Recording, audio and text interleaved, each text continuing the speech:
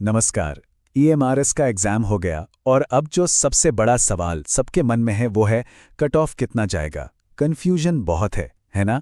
तो चलिए आज हम सारे अनुमानों को साइड में रखते हैं और सिर्फ लॉजिक और डेटा के बेसिस पर समझते हैं कि असल में कट ऑफ कहाँ तक जा सकता है। अच्छा, एक बात बताइए, ये जो 80 या 85 प्लस कट ऑफ की बातें चल रही हैं, इनको सुन के टेंशन हो रही है? अगर हो रही है तो यकीन मानिए आप अकेले नहीं हैं। हर कोई यही सोच रहा है।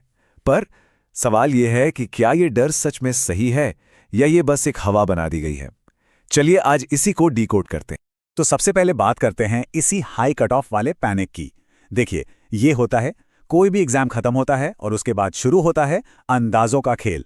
हर कोई अपनी अपनी थियरी देता है, लेकिन एक सीरियस एस्पिरेंट को इन सब बातों से ऊपर उठकर असलियत को देखना चाहिए।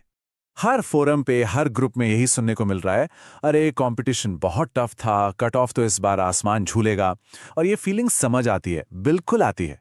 पर यहीं पर हम सबसे बड़ी गलती कर बैठते हैं। कट ऑफ का अंदाजा इस बात से नहीं लगता कि भीड़ क्या कह रही है, बल्कि इस बात से लगता है कि एग्जाम का पर्पस क्या था, उसका स्ट्रक्चर कैसा था। और बस यहीं पर सारा खेल बदल जाता है। अब आते हैं सबसे जरूरी पॉइंट पर। यह सिर्फ एक स्क्रीनिंग एग्जाम था।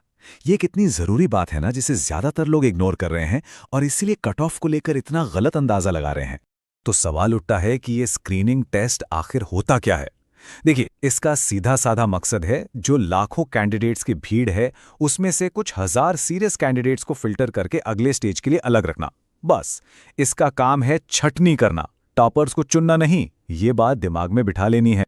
अब जरा इस तुलना को देखिए, ये सारे कंफ्यूजन को दूर कर देगी। एक तरफ है स्क्रीनिंग टेस्ट, जिसका गोल है एक बड़ी लिस्ट बनाना, इसीलिए कट ऑफ हमेशा मॉडरेट रहता है। दूसरी तरफ है फाइनल मेरिट एग्जाम, जिसका गोल है सिर्फ बेस्ट ऑफ द बेस्ट को चुनना, तो जाहिर है कट ऑफ बहुत हाई जाएगा। अब बताइए, ईएमआरएस का ये पेपर कौन सा था? पहला वाला स्क्रीनिंग टेस्ट, फाइनल मेरिट नहीं। तो फिर इसका सीधा सीधा मतलब क्या निकलता है? मतलब ये कि पेपर का लेवल जानबूझकर जनरल और बैलेंस्ड रखा गया था। ये पेपर आपकी सब्जेक्ट की डेप्थ को टेस्ट करने के लिए था ही नहीं। फाइनल सिलेक्शन तो आगे के स्टेजेस पर डिपेंड करेगा, मतलब इंटरव्यू या स्किल टेस्ट पर। यह स्कोर तो बस अगले राउंड का एंट्री टिकट है और कुछ नहीं। चलिए अब आते हैं दूसरे और शायद सबसे मजबूत लॉजिक पर। इसे कहते हैं कैंडिडेट मल्टीप्लायर इफेक्ट।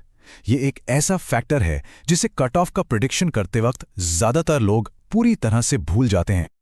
और ये नंबर ही अपने आप में पूरी कहानी बयां कर देता है।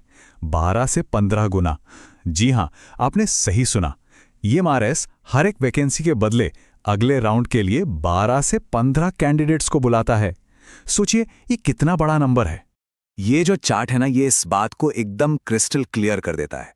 एक तरफ देखिए वैकेंसी का छोटा सा बार और दूसरी तरफ देखिए अगले स्टेज के लिए बुलाए जाने वाले कैंडिडेट्स का कितना बड़ा बार है। अब आप खुद सोचिए, जब इतने ज्यादा लोगों को पास करना है तो कट ऑफ को बहुत ज्यादा हाई रखना, ये तो मैथमेटिकली पॉसिबल ही नहीं है। तो निचोड़ क्या निकला? निचोड़ ये है कि जितनी बड़ी शॉर्टलिस्ट उतना ही मॉडरेट कट ऑफ। ये कोई ओपिनियन नहीं है, ये सिंपल मैथ्स है। तो अब जब हमने अपना लॉजिक इतना मजबूत कर लिया है, तो चलें अब उन असली नंबर्स पर जिनकी हम उम्मीद कर सकते हैं। तो अब देखते हैं subject wise realistic cut off, जो पूरी तरह से इसी डेटा और लॉजिक पर बेस्ड हैं। सबसे पहले पीजीटी की बात करते हैं। जरा इन नंबर्स पर नजर डालिए। सबसे टफ कंपटीशन वाले सब्जेक्ट में भी जनरल कैटेगरी का मैक्सिमम स्कोर 65 के आसपास ही घूम रहा है। तो जो लोग 80-85 की बातें कर रहे हैं, वो शायद इस स्क्रीनिंग टेस्ट के बेसिक लॉजिक को ही नहीं समझ पाए हैं। ये एक मॉडरेट कट ऑफ है, हाई नहीं। अच्छा, अब आते हैं टीजीटी कट ऑफ पर। हाँ, यहाँ कैंडिडेट्स की संख्या ज्यादा होती है तो कंपटीशन थोड़ा सा ज्यादा है, ये बात सही है। लेकिन यहाँ भी कट ऑफ 70 की लाइन के अंदर ही सिमट रहा है। ये एक लॉजिकल कट ऑफ है, कोई आसमान छूने वाला नंबर नहीं। और आखिर में बात करते हैं नॉन टीचिंग पोस्ट्स की। जैसे हो या हॉस्टल वार्डन, जहां पर एप्लीकेशंस की बाढ़ आ जाती है, वहां भी कट ऑफ हमारे लॉजिक के हिसाब से ही मॉडरेट रहने वाला है, मतलब करीब करीब 65 के आसपास। तो ठीक है, कट ऑफ की बात हो गई, पर अब सबसे बड़ा सवाल कि आज से फोकस कहां करना है।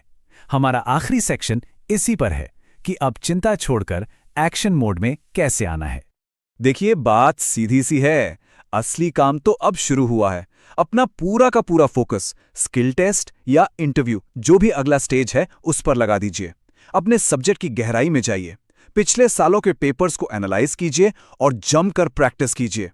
कट ऑफ की टेंशन में एक भी दिन खराब करना अब समझदारी नहीं होगी। बस एक बात हमेशा याद रखिएगा, ये एग्जाम सिर्फ एक गेट था, एक दरवाजा जिसे पार करना था। असली रेस तो अब शुरू होगी, तो अपनी सारी एनर्जी उस रेस के लिए बचा कर रखिए। इन चीजों पर लगाइए। अगले स्टेज का सिलेबस क्या है, स्किल टेस्ट की प्रैक्टिस, इंटरव्यू की तैयारी और भाषा की जरूरतों को समझना। असली सिलेक्शन यहीं से होना है। तो अब अपने आप से ये सवाल पूछने का समय है। स्क्रीनिंग तो खत्म हो गई, क्या अब असल सिलेक्शन की तैयारी शुरू करने का वक्त नहीं आ गया है? इस पूरे विश्लेषण पर आपकी क्या राय है, हमें कमेंट्स में जरूर बताइएगा। अगर ये जानकारी थोड़ी भी मददगार लगी हो तो एक लाइक करके अपने मार्क्स भी बताकर जाइएगा। देखने के लिए आपका बहुत बहुत धन्यवाद।